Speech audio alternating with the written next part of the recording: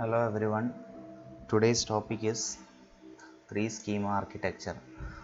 This is actually a simple topic.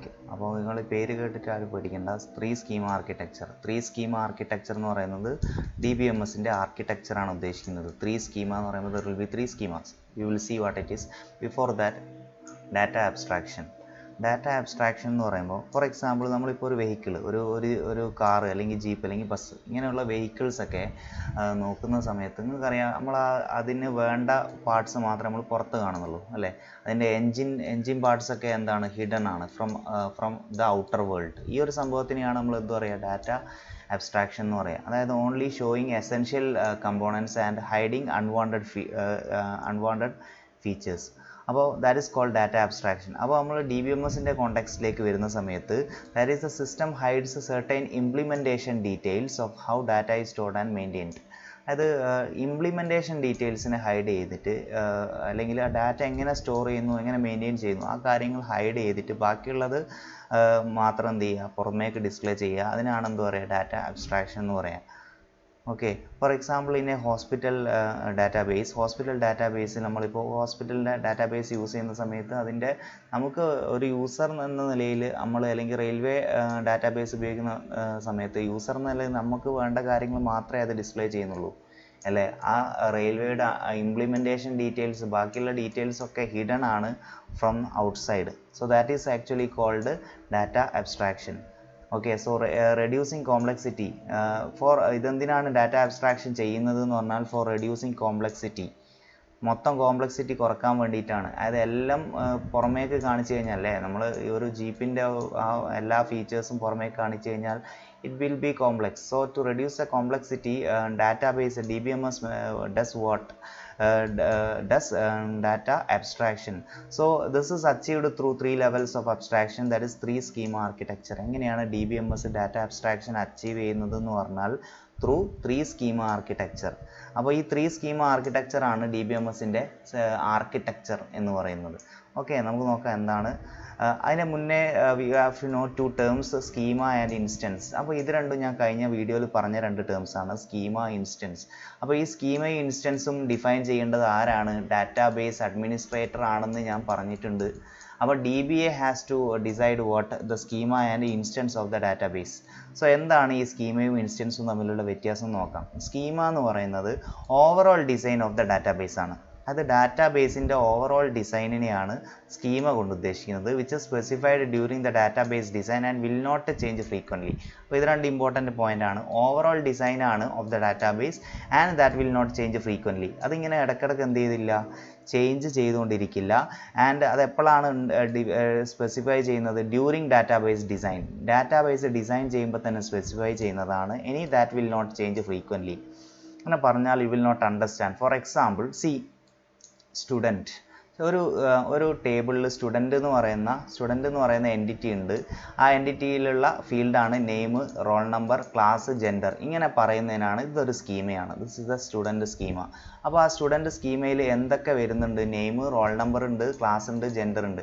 അപ്പോൾ ഇത്രയും കാര്യങ്ങൾ സ്പെസിഫൈ ചെയ്യുക, ഇതിനെയാണ് സ്കീമ എന്ന് പറയുക. ഓക്കെ, അപ്പോൾ schema provides the names of entities. Names of entities എന്ന് പറയുമ്പോൾ സ്റ്റുഡൻറ്റ് എന്ന് പറയുന്ന എൻറ്റിറ്റീൻ്റെ നെയിം പറയുന്നു. പിന്നെന്താണ്? And attributes and relationship between these entities. Okay, names and attributes എന്താണ്? സ്റ്റുഡൻറ്റിൻ്റെ നെയിം ഒരു ആട്രിബ്യൂട്ടാണ്, റോൾ നമ്പർ, ക്ലാസ്, ജെൻഡർ. അപ്പോൾ ആട്രിബ്യൂട്ട്സ് എന്ന് പറഞ്ഞാൽ ഞാൻ പറഞ്ഞു പ്രോപ്പർട്ടീസിനെയാണ് നമ്മൾ ആട്രിബ്യൂട്ട് എന്ന് പറയുന്നത്. അപ്പോൾ ഇത്രയും ആട്രിബ്യൂട്ട്സ് ആണ് സ്റ്റുഡൻറ്റിനുള്ളത്. ഇനി വേറൊരു എൻറ്റിറ്റിയാണ് കോസിന് എന്തൊക്കെ ആട്രിബ്യൂട്ട്സ് ഉണ്ട്? Course name, course ID, course hours and department. അപ്പോൾ ഈ സ്റ്റുഡൻറ്റും കോസും രണ്ട് ഡിഫറെൻറ്റ് ടേബിൾസ് ആണ്. ഈ രണ്ട് ടേബിൾ തമ്മിൽ അല്ലെങ്കിൽ ഈ രണ്ട് എൻറ്റിറ്റീസ് തമ്മിൽ എന്തെങ്കിലും റിലേഷൻ ഉണ്ടെങ്കിൽ അതും നമുക്ക് എന്ത് ചെയ്യാം? സ്കീമയിലൂടെ റെപ്രസെൻ്റ് ചെയ്യാം. അപ്പോൾ നിങ്ങൾ ഈ കാണുന്ന രണ്ടെണ്ണം എന്ന് പറയുന്നത് എന്താണ്? സ്കീമാസ് ആണ്. ഇത് രണ്ടും രണ്ട് സ്കീമാസ് ആണ്. ഓക്കെ, ഈ സ്കീമ ഡയഗ്രാം അതായത് ആ കണ്ടത് എന്താണ്? It is actually a schema diagram. അപ്പോൾ സ്കീമ ഡയഗ്രാം വെച്ചിട്ടാണ് നമ്മളൊരു സ്കീമനെ റെപ്രസെൻ്റ് ചെയ്യുക. അപ്പോൾ നമ്മളിപ്പോൾ പറഞ്ഞ ഫസ്റ്റ് ടേം കിട്ടി. സ്കീമ ആൻഡ് ഇൻസ്റ്റൻസിൽ ഫസ്റ്റ് ടേം സ്കീമ എന്താണെന്നുള്ളത് നിങ്ങൾക്ക് മനസ്സിലായി. അപ്പോൾ സ്കീമ എന്ന് പറയുന്നത് ഓവറോൾ ഡിസൈനാണ്, ഡാറ്റാബേസിൻ്റെ ഓവറോൾ ഡിസൈനാണ്. ഇത് എപ്പോഴാണ് ഇപ്പോൾ ഡിസൈൻ ചെയ്യുക? തുടക്കത്തിൽ തന്നെയാണ്. ഡാറ്റാബേസ് ഡിസൈൻ ചെയ്യുമ്പോഴാണ്. ഇനി ഇതിങ്ങനെ ഇടയ്ക്കിടയ്ക്ക് മാറിക്കൊണ്ടിരിക്കില്ല. ഒരു സ്റ്റുഡൻറ്റിന് എന്തൊക്കെ ഉണ്ട് എന്നുള്ളത് നമ്മൾ തുടക്കത്തിൽ തന്നെ ഡാറ്റാബേസ് ഡിസൈൻ ചെയ്യുമ്പോൾ തന്നെ ഡാറ്റാബേസ് ഡിസൈനറാണ് ഇത് ഡിസൈഡ് ചെയ്ത് വെക്കുന്നത്, അല്ലെങ്കിൽ അഡ്മിനിസ്ട്രേറ്റർ ആണ് ഇത് ഡിസൈഡ് ചെയ്ത് വെക്കുന്നത്. ഓക്കെ, കോസ്റ്റ് നെയിം ഇങ്ങനെ കാര്യങ്ങളൊക്കെ ഉണ്ട് എന്നുള്ളത്. ഇനി അടുത്ത ടേമാണ് ഇൻസ്റ്റൻസ്. അപ്പോൾ ഇൻസ്റ്റൻസ് ഇതിൻ്റെ പേരിൽ തന്നെ ഉണ്ട്. എന്താണ് ഇൻസ്റ്റൻസ് എന്ന് പറഞ്ഞാൽ the collection of information stored in the database at a particular moment is called an instance. അപ്പോൾ ഒരു പെർട്ടിക്കുലർ മൊമെൻറ്റിൽ ഡാറ്റാബേസിലുള്ള ഇൻഫർമേഷനെയാണ് എന്ത് പറയുക, ഇൻസ്റ്റൻസ് എന്ന് പറയുക. ഓക്കെ, ഒരു പെർട്ടിക്കുലർ മൊമെൻറ്റിലുള്ള സിറ്റുവേഷൻ ആണ്. അതേസമയത്ത് സ്കീമ എന്ന് പറയുന്നത് എന്താണ്, ഓവറോൾ ഡിസൈൻ ആണെന്ത് സ്കീമ. അതേസമയത്ത് ഇൻസ്റ്റൻസ് എന്താണ്, it is the state at a particular moment, ഒരു പെർട്ടിക്കുലർ മൊമെൻറ്റിലുള്ളതാണ്. അപ്പോൾ ഞാൻ ഇതിനൊരു എക്സാമ്പിൾ വെച്ച് ബാക്കി പറയാം. അതായത് ഇതാണ് ഒരു ഇൻസ്റ്റൻസ് എന്ന് പറയുന്നത്. അതായത് നമ്മൾ നേരത്തെ ഒരു ടേബിളിൻ്റെ സ്റ്റുഡൻ്റ് എന്ന് പറയുന്ന ടേബിളിന് 4 ആട്രിബ്യൂട്ട്സ് ഉണ്ട് എന്ന് പറഞ്ഞു. അപ്പോൾ ഈ 4 ആട്രിബ്യൂട്ട് മാത്രം കൊടുത്തു കഴിഞ്ഞാൽ അത് സ്കീമയാണ്. അതിൽ 2 ഫീൽഡ് ഞാൻ എൻ്റർ ചെയ്തു, അക്ഷയ് ആതിര, 2 ഫീൽഡ് എൻ്റർ ചെയ്തു. അപ്പോൾ ഈ ഒരു ഇതിനെയാണ് ഒരു ഇൻസ്റ്റൻസ് എന്ന് പറയുന്നത്. അതായത് ഒരു പർട്ടിക്കുലർ മൊമെൻറ്റിൽ നമ്മൾ എന്ത് ചെയ്തു, 2 ആൾക്കാരുടെ ഡീറ്റെയിൽസിനെ ആഡ് ചെയ്തു, അക്ഷയ് ആതിര 2 ആൾക്കാരുടെ ഡീറ്റെയിൽസ് ആഡ് ചെയ്തു. അങ്ങനെ ആഡ് ചെയ്താൽ കിട്ടുന്ന ഒരു സ്റ്റേറ്റ് ഉണ്ടല്ലോ, that is called an instance. അപ്പോൾ ഇതൊരു ഇൻസ്റ്റൻസ് ആണ്. ഓക്കെ, ആൻഡ് നമ്മൾ വീണ്ടും 2 ആൾക്കാരുടെ പേരും കൂടി, ആഫിറ, റോഹിത് 2 ആൾക്കാരുടെ പേരും കൂടി ആഡ് ചെയ്ത് കഴിഞ്ഞാൽ ദാറ്റ് ഇസ് അനദർ ഇൻസ്റ്റൻസ്. അപ്പോൾ അറ്റ് എ പെർട്ടിക്കുലർ മൊമെൻറ്റിൽ ഡാറ്റാബേസിൻ്റെ സ്റ്റേറ്റ് എന്താണ്, അതിനെയാണ് ഇൻസ്റ്റൻസ് എന്ന് പറയുന്നത്. അറ്റ് എ പെർട്ടിക്കുലർ സ്റ്റേറ്റിൽ ഡാറ്റാബേസിൻ്റെ സ്റ്റേറ്റ് എന്താണ്, അതാണ് ഇൻസ്റ്റൻസ്. ഓക്കെ, ഇനി ഇൻസ്റ്റൻസിന് പറയുന്ന വേറെ പേരാണ് ഡാറ്റാബേസ് സ്റ്റേറ്റ് ഓർ സ്നാപ്ഷോട്ട്. ഡാറ്റാബേസിൻ്റെ സ്റ്റേറ്റ് എന്ന് പറയും, അല്ലെങ്കിൽ സ്നാപ്ഷോട്ട് എന്ന് പറയാറുണ്ട്. Okay, ഇനി the actual data that is stored in the database may change quite frequently. The actual data in the database, അതാണ് ഞാൻ ഇവിടെ പറഞ്ഞത്. ആദ്യം നമ്മൾ ടേബിളിൽ ആകെ 2 ആൾക്കാർ മാത്രമേ ഉണ്ടായിരുന്നുള്ളൂ, പിന്നെ 2 ആൾക്കാരും കൂടെ ആഡ് ചെയ്തു. അപ്പോൾ ഈ ഒരു ഇൻസ്റ്റൻസ് എന്ന് പറയുന്നത് എന്ത് ചെയ്യും, ഇങ്ങനെ ചേഞ്ച് ചെയ്തുകൊണ്ടിരിക്കും. തുടക്കത്തിൽ എന്ത് മാത്രമേ ഉള്ളൂ, തുടക്കത്തിൽ നമ്മൾ ഈ 4 സ്കീമ മാത്രമേ, അല്ലെങ്കിൽ ഈ 4 ഫീൽഡ് മാത്രമേ ഉള്ളൂ, അല്ലെങ്കിൽ 4 ആട്രിബ്യൂട്ട് മാത്രമേ ഉള്ളൂ. പിന്നെയാണ് അക്ഷയനെ ആഡ് ചെയ്യുന്നത്, പിന്നെയാണ് ആതിരനെ ആഡ് ചെയ്യുന്നത്. അപ്പോൾ ആ തുടക്കത്തിൽ ഇതൊരു എംപ്റ്റി സ്റ്റേറ്റിലാണ് നിൽക്കുന്നത്. അപ്പോൾ നമ്മൾ 2 ഇൻസ്റ്റൻസ്, 2 വാല്യൂസ് ആഡ് ചെയ്തു, അല്ലെങ്കിൽ 2 ഫീൽഡുകളെ ആഡ് ചെയ്തു, പിന്നെ വീണ്ടും 2 ഫീൽഡുകളെ ആഡ് ചെയ്തു. അപ്പോൾ ഇതിനെയാണ് സ്റ്റേറ്റ് എന്ന് പറയുക. അപ്പോൾ ഈ സ്റ്റേറ്റ് ഇങ്ങനെ that will keep on changing, state will keep on changing or instance will keep on changing, വേറാസ് the schema will remain, എന്താ പറയുക, വിൽ നോട്ട് ചേഞ്ച് ഫ്രീക്വൻ്റ്ലി. അപ്പോൾ സ്റ്റുഡൻറ്റിൽ ഇന്ന് 4 എണ്ണേ ഉള്ളൂ, അപ്പോൾ ഇത് മാത്രം പറയുന്നതിനാണ് നമ്മൾ എന്ത് പറയുക, സ്കീമ എന്ന് പറയുക. ഇങ്ങനെ ഒരു പർട്ടിക്കുലർ ഇതിൽ ഇത്ര വാല്യൂസ് ഉണ്ടെന്ന് പറയുന്നതിനാണ് ഇൻസ്റ്റൻസ് എന്ന് പറയുക. വേറൊരു വ്യത്യാസം കൂടെ ഉണ്ട്, ഇവിടെ കളക്ഷൻ ഓഫ് ഇൻഫർമേഷൻ എന്നാണ് കൊടുത്തത്. കളക്ഷൻ ഓഫ് ഇൻഫർമേഷൻ, അതായത് നമ്മളെ ഈ സ്റ്റുഡൻറ്റിന് എന്തൊക്കെ ഇൻഫർമേഷൻ ഉണ്ട്, അക്ഷയ് റോൾ നമ്പർ 1 ആണ്, ക്ലാസ് BSc ആണ്, ജെൻഡർ മെയിൽ ആണ്. അപ്പോൾ ഓൾ ഇൻഫർമേഷൻ ഇവിടെ കൊടുക്കുന്നുണ്ട്. അതേസമയത്ത് ഇൻസ്റ്റൻസിൽ എന്ത് മാത്രമേ പറയുന്നുള്ളൂ, സ്കീമയിൽ എന്ത് മാത്രമേ പറയുന്നുള്ളൂ, നെയിം ഉണ്ട്, റോൾ നമ്പർ ഉണ്ട്, ക്ലാസ് ഉണ്ട്, ജെൻഡർ ഉണ്ട്, അത്രേ പറയുന്നുള്ളൂ. ഇതിൽ എന്തൊക്കെയാണെന്നുള്ളതൊന്നും സ്പെസിഫൈ ചെയ്യുന്നില്ല. ഓക്കെ, സോ അതാണ് ഇൻസ്റ്റൻസും സ്കീമയും തമ്മിലുള്ള വ്യത്യാസം. അപ്പോൾ സ്കീമ എന്ന് പറയുന്നത് ഓവറോൾ ഡാറ്റാബേസിൻ്റെ ഡിസൈനെയാണ് നമ്മൾ എന്ത് പറയുക, ഡിസൈനെയാണ് സ്കീമ എന്ന് പറയുന്നത്. Okay, and schema does not change frequently but instance changes frequently. Instance എന്ത് ചെയ്യും, ഇങ്ങനെ ഫ്രീക്വൻ്റ് ആയിട്ട് ചേഞ്ച് ചെയ്തുകൊണ്ടിരിക്കും. However it is possible to change the schema. നമുക്ക് എന്ത് ചെയ്യാം, വേണമെങ്കിൽ സ്കീമയും ചേഞ്ച് ചെയ്യാം. അതെപ്പോഴാണ് സ്കീമ ചേഞ്ച് ചെയ്യുക, അതായത് നമ്മളിപ്പോൾ സ്റ്റുഡൻറ്റിൻ്റെ ടേബിളിൽ name, roll number, class, gender കൂടാതെ നമുക്ക് ഡേറ്റ് ഓഫ് ബർത്തും കൂടെ ആഡ് ചെയ്യണം. സോ ഈ ഒരു സിറ്റുവേഷനെയാണ് നമ്മൾ എന്ത് പറയുക, സ്കീമ ചേഞ്ച് ചെയ്യുന്ന സിറ്റുവേഷൻ. ഇങ്ങനെയും നമുക്ക് വേണമെങ്കിൽ നമുക്ക് എന്ത് ചെയ്യാം, സ്കീമ ചേഞ്ച് ചെയ്യാം.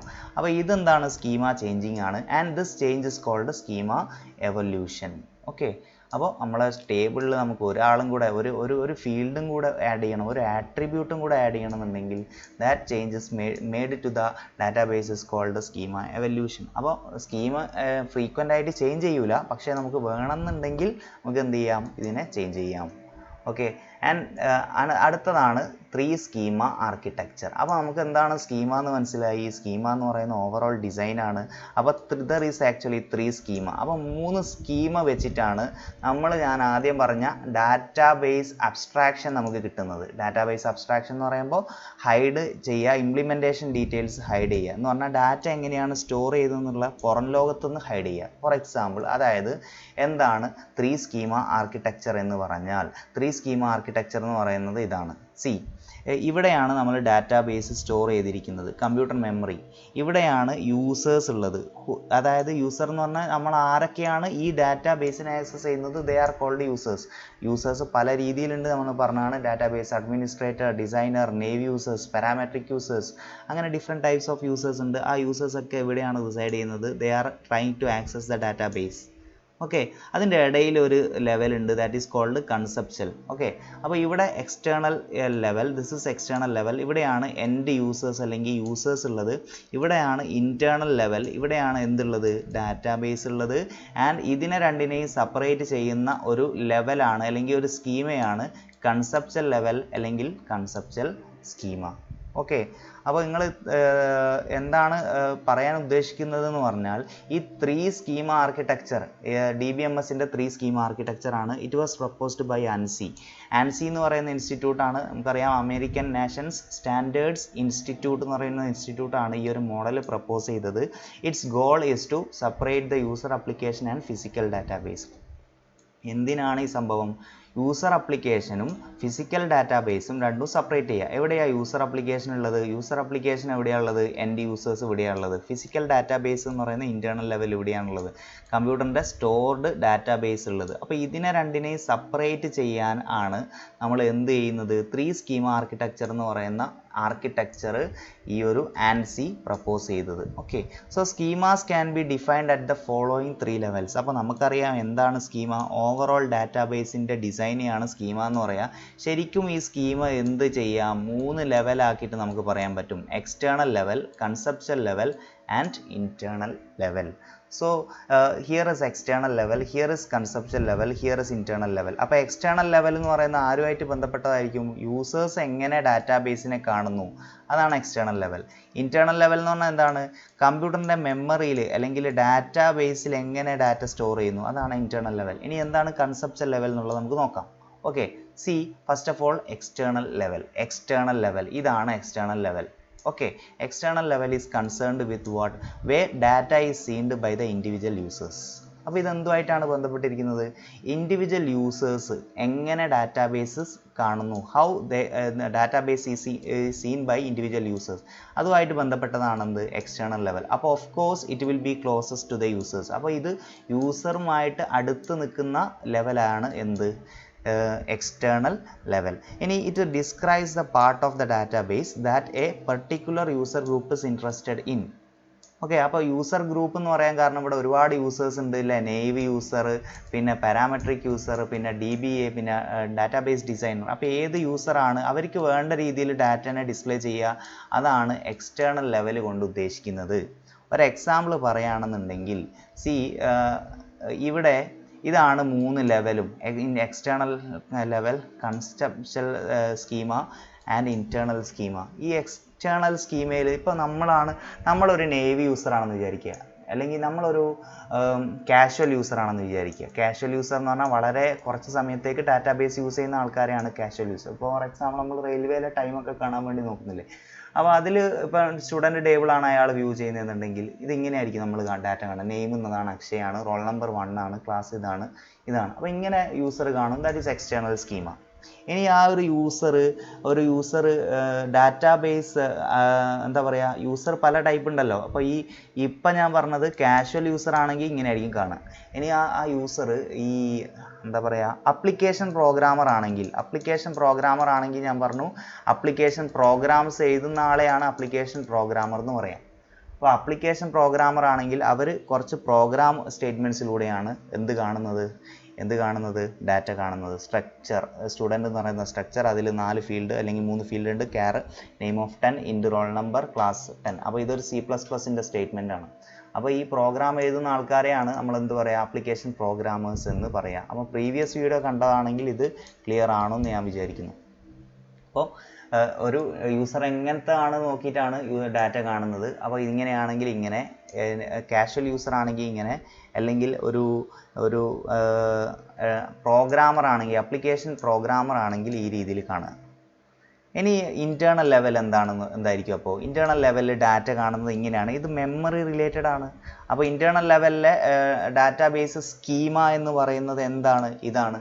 അതായത് ടൈപ്പ് ഇത്ര ബൈറ്റ് യൂസ് ചെയ്തു, നെയിം എന്ന് പറയുന്നതിന് ഇത്ര ബൈറ്റ് യൂസ് ചെയ്തു, റോൾ നമ്പറിന് ഇത്ര ബൈറ്റ് 6 ബൈറ്റ്സ്, ഓഫ്സെറ്റ് 12, ക്ലാസ്സിന് 4 ബൈറ്റ്. അപ്പോൾ ഇത് കുറച്ചും കൂടെ എന്തുമായിട്ട് റിലേറ്റഡ് ആണ്? മെമ്മറിയുമായിട്ട് റിലേറ്റഡ് ആണ്. ഓക്കെ, അതാണ് എന്ത്? Internal schema. So that is what internal schema. ഇനി കൺസെപ്ച്വൽ സ്കീമ എന്ന് പറയുന്നത് ഇതിൻ്റെ ഓരോ ഇപ്പോൾ റോൾ നമ്പർ, നെയിം എന്ന് പറയുന്ന കുറേ ഫീൽഡ് ഉണ്ടല്ലോ, നെയിം, റോൾ നമ്പർ, ക്ലാസ്, ഇതൊക്കെ ഉണ്ടല്ലോ. അപ്പോൾ അതിലൊക്കെ എന്ത് ഡാറ്റ ടൈപ്പാണ് യൂസ് ചെയ്യുന്നത്, അതിനെയാണ് ഇത് എന്ത് ചെയ്യുന്നത്? കൺസെപ്ച്വൽ സ്കീമ നോക്കുന്നത്. ഓക്കെ, നമുക്ക് തിരിച്ചു വരാം. അതായത് ഓൾറെഡി പറഞ്ഞു എക്സ്റ്റേണൽ ലെവൽ എന്താണ്. External level is concerned with the part of the database the particular user group is interested. അപ്പോൾ യൂസർ ഗ്രൂപ്പ് ഏതാണെന്ന് നോക്കിയിട്ടാണ് ഇത് പറയുന്നത്. Hides the rest of the database from that of the user group. അല്ലേ, ഈ user ഗ്രൂപ്പിൽ നിന്ന് ബാക്കിയുള്ള കാര്യങ്ങളൊക്കെ ഹൈഡ് ചെയ്ത് വെക്കുകയാണ്. എന്താണ് വേണ്ടത് ആ രീതിയിൽ ഇത് കാണുന്നു. അല്ലേ, നമ്മൾ ഈ ഫേസ്ബുക്കൊക്കെ യൂസ് ചെയ്യുന്ന സമയത്ത് ഫേസ്ബുക്കിൻ്റെ ഉള്ളിൽ എന്താണ് നടക്കുന്നത് എന്നുള്ളത് ആസ് എ യൂസർ നമ്മൾ അറിയുന്നില്ല. അതേപോലെ തന്നെ ഈ ഡാറ്റാബേസിൻ്റെ ഉള്ളിൽ എങ്ങനെയാണ്, മെമ്മറിയിൽ എങ്ങനെയാണ് ഓർഗനൈസ് ചെയ്തിരിക്കുന്നത്, അങ്ങനത്തെ കാര്യങ്ങളൊന്നും ഈ യൂസർ എന്ത് ചെയ്യൂല, അറിയില്ല. അതാണ് എക്സ്റ്റേണൽ ലെവലിൻ്റെ functionality. Okay, so the next level എന്ന് പറയുന്നത് കൺസെപ്ച്വൽ ലെവലാണ്. ഇതിൻ്റെ രണ്ടിൻ്റെയും ഇടയിൽ നിൽക്കുന്ന ലെയറാണ്. ഇതിൻ്റെ രണ്ടിൻ്റെയും ഇടയിൽ നിൽക്കുന്നതാണ് conceptual level. So what is conceptual level? It describes a structure of the whole database. അതായത് മൊത്തം ഡാറ്റാബേസ് നിൽക്കുന്നത് എവിടെയാണ്? ഇവിടെയാണ്. ഓക്കെ, അപ്പോൾ ഇവിടെ എന്തായിരിക്കും? ഇവിടെ യൂസർ. ഇവിടെ എന്തായിരിക്കും? ഇൻറ്റേർണൽ കമ്പ്യൂട്ടർ മെമ്മറി ഇവിടെയുള്ളത്. പക്ഷെ ഇവിടെ എന്താ ഉള്ളത്? DBMS ആണ് ഇവിടെ ഉള്ളത്. ഇവിടെയാണ് DBMS നിൽക്കുന്നത്. Okay, so it describes the structure of the whole database. മൊത്തം ഡാറ്റാബേസിൻ്റെ സ്ട്രക്ചർ ഡിഫൈൻ ചെയ്യുന്നത് എവിടെയാണ്? കൺസെപ്ച്വൽ ലെവലിലാണ്.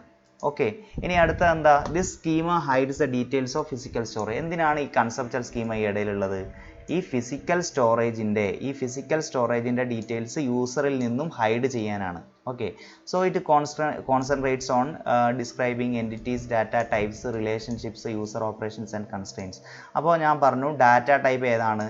നമ്മളിപ്പോൾ റോൾ നമ്പറിന് ഏത് ഡാറ്റ ടൈപ്പ് വേണം, അതുപോലുള്ള കാര്യങ്ങളാണ് കൺസെപ്ച്വൽ ലെവൽ നോക്കുന്നത്. അതിൻ്റെ പിന്നെ എൻറ്റിറ്റീസ് ഏതൊക്കെയാണ്, എൻറ്റിറ്റീസിൻ്റെ തമ്മിൽ റിലേഷൻഷിപ്പ് എന്താണ്, അതിൻ്റെ ഓപ്പറേഷൻസ് എന്താണ്, കൺസ്ട്രെയിൻസ് എന്താണ്. കൺസ്ട്രെയിൻസ് എന്ന് പറയുമ്പോൾ ഡാറ്റേൻ്റെ മേലെ നമ്മൾ കൊടുക്കുന്ന restriction. For example mobile number ഇത്ര ഡിജിറ്റ് ആയിരിക്കണം, അങ്ങനെയുള്ള കാര്യങ്ങളൊക്കെ ഡിസൈഡ് ചെയ്യുന്നത് എവിടെയാണ്? Conceptual level. അപ്പോൾ കൺസെപ്ച്വൽ ലെവൽ എന്ന് പറയുന്നത് എന്തിനെയാണ് ഫോക്കസ് ചെയ്യുന്നത്? Structure of whole database. Okay, whole database. അപ്പോൾ internal level, external level focus ചെയ്യുന്നത് യൂസറിനെയാണ്. കൺസെപ്ച്വൽ ലെവൽ ഫോക്കസ് ചെയ്യുന്നത് എന്തിനെയാണ്? ഹോൾ ഡാറ്റാബേസിനെയാണ്. അങ്ങനെയാണെങ്കിൽ internal level will be focusing the physically stored or the computer physical storage. അപ്പോൾ അല്ലെങ്കിൽ മെമ്മറിനെയാണ് ഇവിടെ എന്ത് ചെയ്യുന്നത്? ഫോക്കസ് ചെയ്യുന്നത്. It also describes the data structures. Data structure എന്ന് പറയുമ്പോൾ ഇതിൽ ഏത് ഇൻറ്റ് വേണോ, അല്ലെങ്കിൽ എത്ര ബൈറ്റ് യൂസ് ചെയ്യുന്നുണ്ട്, ഫയൽ സ്ട്രക്ചേഴ്സ്, ആക്സസ് മെത്തേഡ്, പിന്നെ അതുപോലെയുള്ള കാര്യങ്ങളാണ് ഈ ഒരു ഇൻറ്റേർണൽ ലെവലിൽ ഫോക്കസ് ചെയ്യുന്നത്. ഓക്കെ, അപ്പോൾ ഇതാണ് 3-സ്കീമ ആർക്കിടെക്ചർ. ഒരു യൂസർ എക്സ്റ്റേണൽ സ്കീമ ഇങ്ങനെയാണ് യൂസർ കാണുക, Akshay in the form of. അല്ലാതെ ഈ ഒരു രീതിയിൽ യൂസറിൻ്റെ അടുത്ത് കാണിച്ചു കൊടുത്തിട്ട് കാര്യമില്ല. ടൈപ്പ് 4 ബൈറ്റ് ഇന്നതാണ്, ഓഫ്സെറ്റ് 0 ആണ്, ഒന്നും മനസ്സിലാവില്ല. അതേപോലെ തന്നെ ഇവിടെ നമുക്ക് കാണാൻ പറ്റും. ഇവിടെ എന്താണ് കൺസെപ്ച്വൽ എന്താ നോക്കുന്നത്? ഇവിടെ ഡാറ്റ ടൈപ്സ് ആണ്. റോൾ നമ്പർ എന്ന് പറയുന്ന ക്യാരക്ടറാണ്. അതിന് എത്ര വേണം? മാക്സിമം 10 ക്യാരക്ടേഴ്സ് സ്റ്റോർ ചെയ്യാം. റോൾ നമ്പർ ഇൻറ്റീജർ ആണ്, അതിൻ്റെ സൈസ് എത്രയാണ്? 4 ആണ്. ക്ലാസ് എന്ന് പറയുന്ന ക്യാരക്ടറാണ്, അതിൻ്റെ സൈസ് 10 ആണ്. അപ്പോൾ ഈ രീതിയിലാണ് ഡാറ്റ ടൈപ്പുമായിട്ട് ബന്ധപ്പെട്ട കാര്യങ്ങളൊക്കെയാണ് കൺസെപ്ച്വൽ സ്കീമയിൽ നോക്കുന്നത്. അതേ സമയത്ത് ഇനി ഇൻറ്റേർണൽ സ്കീമായിട്ട് focus about things related to memory, computer physical സ്റ്റോറേജുമായിട്ട് ബന്ധപ്പെട്ട ടൈപ്പ് ഇത്ര ബൈറ്റ് ഈക്വൽ ടു 6 അല്ലെങ്കിൽ ബൈറ്റ് ഓഫ് 6. അപ്പോൾ ആ ഒരു രീതിയിലാണ് ഇവിടെ ഇൻറ്റേർണൽ സ്കീമ ഫോക്കസ് ചെയ്യുന്നത്. Okay, I think the content is clear. ഇനി അടുത്ത ടോപ്പിക്കാണ് ഡാറ്റ ഇൻഡിപെൻഡൻസ്. ഇൻഡിപെൻഡൻസ് എന്ന് പറഞ്ഞാൽ എന്താണ്? concept to capacity to change the schema at one level without having to change the schema at higher level. അപ്പോൾ ഒരു schema ഒരു ലെവലിലുള്ള സ്കീമ, അപ്പോൾ ഞാനിവിടെ പറഞ്ഞത് ഇത് മൂന്നും ഡാറ്റാബേസിൻ്റെ സ്കീമകളാണ്. ഈ മൂന്ന് രീതിയിൽ നമുക്ക് സ്കീമ പറയാൻ പറ്റും. ഇങ്ങനെ മൂന്ന് സ്കീമ കാണിക്കാനുള്ളത് കൊണ്ടാണ് നമുക്ക് എന്ത് അച്ചീവ് ചെയ്യാൻ പറ്റുന്നത് ഈ ഡാറ്റ അബ്സ്ട്രാക്ഷൻ അച്ചീവ് ചെയ്യാൻ പറ്റുന്നത്. അപ്പോൾ ഡാറ്റാബേസ് അബ്സ്ട്രാക്ഷൻ എന്തുകൊണ്ടാണ് പറ്റുന്നത് എന്ന് പറഞ്ഞാൽ ഈ 3 സ്കീമ ആർക്കിടെക്ചർ ഉള്ളത് കൊണ്ടാണ്. ഇനി എന്താണ് 3 സ്കീമ ആർക്കിടെക്ചർ എന്നാണ് ഞാനിപ്പോൾ പറഞ്ഞത്. എക്സ്റ്റേണൽ ലെവൽ ഉണ്ട്, കൺസെപ്ച്വൽ ലെവൽ ഉണ്ട്, ഇന്റേണൽ ലെവൽ ഉണ്ട്. സോ ഈ ഒരു 3 ലെവൽ ഉണ്ട്. മാത്രമല്ല അടുത്ത പറയുന്ന data independence, capacity to change the schema at one level without having to change the schema at higher level. അതായത് ഒരു ലെവലിലുള്ള സ്കീമ ചേഞ്ച് ചെയ്യാൻ പറ്റുക, ഹയർ ലെവൽ ചേഞ്ച് ചെയ്യാതെ. അതായത് ഈ ഒരു കൺസെപ്ച്വൽ സ്കീമ ചേഞ്ച് ചെയ്യാൻ പറ്റുക വിത്തൗട്ട് ചേഞ്ചിങ് എക്സ്റ്റേണൽ ലെവൽ, അല്ലെങ്കിൽ ഈ ലെവൽ ചേഞ്ച് ചെയ്യാൻ പറ്റുക വിത്തൗട്ട് ചേഞ്ചിങ് കൺസെപ്ച്വൽ ലെവൽ. അതാണെന്ത് ഈ data independence, capacity to change the schema at one level without having to change the schema at higher level. അതായത് 2 type data independence ഉണ്ട്. Logical data independence, physical data independence. Okay, logical data independence എന്ന് പറഞ്ഞാൽ it is the capacity to change the conceptual schema without having to change the external schema. അതായത് ഞാൻ പറഞ്ഞ പോലെ ഈ conceptual മാറ്റാൻ പറ്റുക, എക്സ്റ്റേണൽ സ്കീമ മാറ്റാതെ എന്തിൽ മാറ്റം വരുത്താൻ പറ്റുക, കൺസെപ്ച്വൽ സ്കീമ. ഈ ഒരു ഇതെന്ന് പറയുന്നത്, ഈ ഡാറ്റ ഇൻഡിപെൻഡൻസ് പറയുന്നത് DBMSൻ്റെ ഒരു അഡ്വാൻറ്റേജ് ആണ്. ഓക്കെ, അപ്പോൾ ഈ കൺസെപ്ച്വൽ സ്കീമ ചേഞ്ച് ചെയ്യുന്നു വിത്തൗട്ട് ചേഞ്ചിങ് എക്സ്റ്റേണൽ സ്കീമ. അത് എപ്പോഴാണ് നമ്മൾ അപ്ലൈ ചെയ്യുന്നതെന്ന് പറഞ്ഞാൽ maybe to expand the database or to reduce the database. അല്ലേ, ഡാറ്റാബേസ് ചിലപ്പോൾ നമ്മൾ എക്സ്പാൻഡ് ചെയ്യും, ഡാറ്റാബേസ് കുറച്ച് എക്സ്പാൻഡ് ചെയ്യും, അല്ലെങ്കിൽ ഡാറ്റാബേസ് റെഡ്യൂസ് ചെയ്യും. ആ സമയത്തൊക്കെ നമ്മൾ എന്ത് മാത്രമേ മാറ്റുന്നുള്ളൂ, കൺസെപ്ച്വൽ സ്കീമ മാത്രമേ മാറ്റുന്നുള്ളൂ.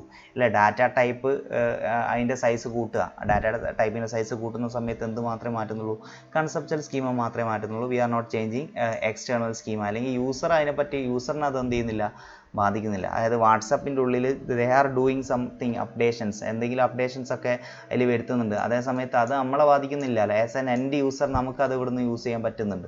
ഓക്കെ, അതാണ് ലോജിക്കൽ ഡാറ്റ ഇൻഡിപെൻഡൻസ് പറഞ്ഞാൽ കൺസെപ്ച്വൽ സ്കീമ മാറ്റുക വിത്തൗട്ട് എക്സ്റ്റേണൽ സ്കീമ. അപ്പോൾ എന്തായിരിക്കും physical data independence? Ability to change the internal schema change ചെയ്യാൻ പറ്റുക without changing what, conceptual schema മാറ്റാതെ ഇന്റേണൽ സ്കീമ ചേഞ്ച് ചെയ്യുന്നതിനാണ് ഫിസിക്കൽ ഡാറ്റ ഇൻഡിപെൻഡൻസ് എന്ന് പറയാം. എപ്പോഴാണ് ഇത് അപ്ലൈ ചെയ്യുന്നത്? Physical changes to internal schema may be needed because some physical files have to be reorganised. അതായത് നമ്മൾ കമ്പ്യൂട്ടറിൻ്റെ മെമ്മറിയിൽ ചിലപ്പം ഇന്റേണലി അവരെന്ത് ചെയ്യും, ചിലപ്പോൾ ഫയൽസ് ഒക്കെ റീഓർഗനൈസ് ചെയ്യുന്നുണ്ടാവും. അപ്പോൾ അങ്ങനെ റീഓർഗനൈസ് ചെയ്യുന്ന സമയത്ത് അതിൻ്റെ ഹയർ ലെവലിലുള്ള കൺസെപ്ച്വൽ ലെവലിനെയോ അല്ലെങ്കിൽ അതിൻ്റെ ഹയർ ലെവലിലുള്ള എക്സ്റ്റേണൽ ലെവലിനെയോ ഒന്നും എന്ത് ചെയ്യുന്നില്ല, ഇവിടെ മാറ്റുന്നത് ബാധിക്കുന്നില്ല. അതിനെയാണ് ഫിസിക്കൽ ഡാറ്റ ഇൻഡിപെൻഡൻസ് എന്ന് പറയുക. ഒന്നും കൂടെ പറഞ്ഞാൽ ഫിസിക്കൽ ഡാറ്റ ഇൻഡിപെൻഡൻസ് എന്ന് പറയുന്നത് capacity to change internal schema without changing conceptual or external schema. Okay, so thanks for watching. That's all in this video.